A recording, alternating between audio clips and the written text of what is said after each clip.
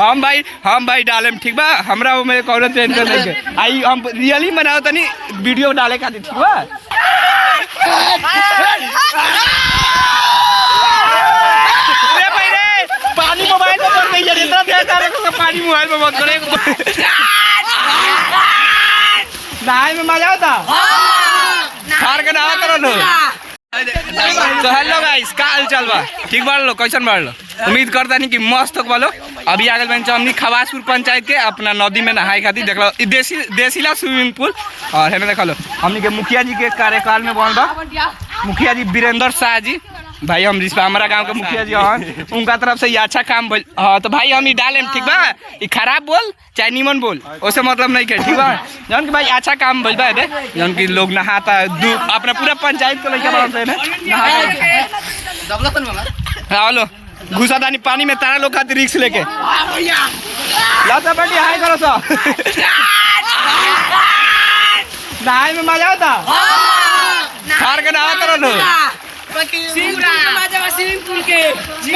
पूल से ज्यादा मजा आता स्विमिंग पूल के मजा भैया क्या करबो अरे बाप रे देख लो सब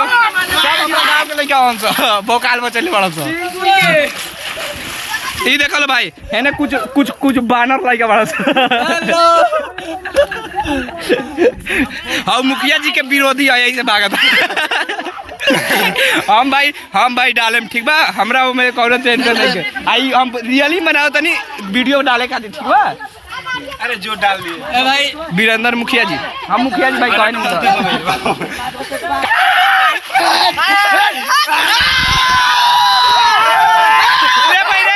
पानी मोबाइल में कर नहीं इतना ध्यान डाले को पानी मोबाइल में मत करे क्या छात्र से पटी क्या छात्र वायरल हो जाए चल ना हाय चल कूद हम तो वीडियो में चल जल्दी कूद कूद पानी कूद पानी कूद रुक जा बनाओ तुम ला देखा लो का तेरा चला कूदा अरे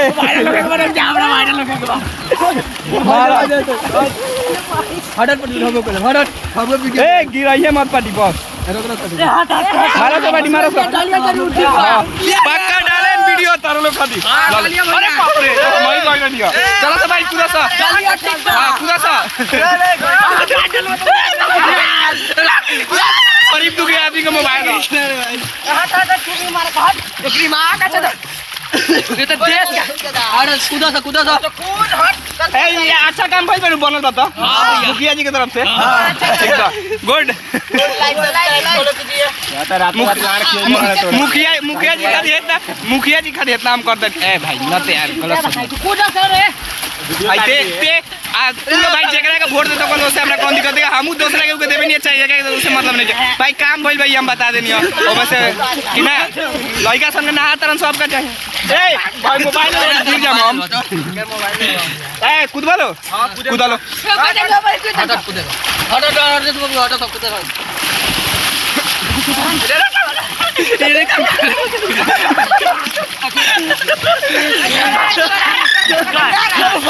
दोस्त लोग घर का आनंदपुर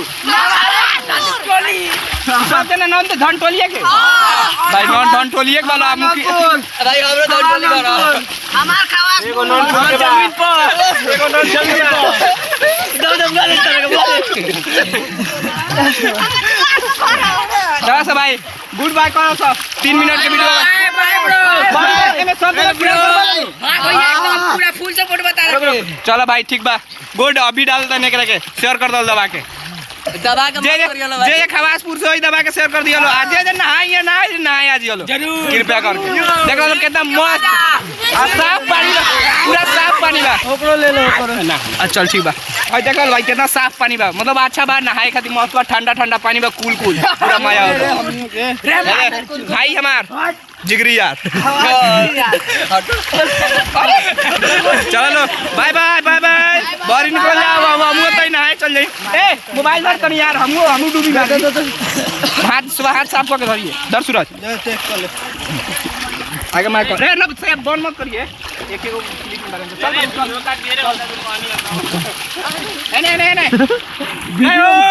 वीडियो मत कटिए ठीक बा आओ सूरज हम लोग बना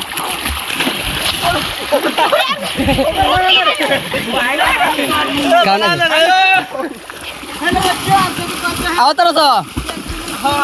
कुदा पाड़ दन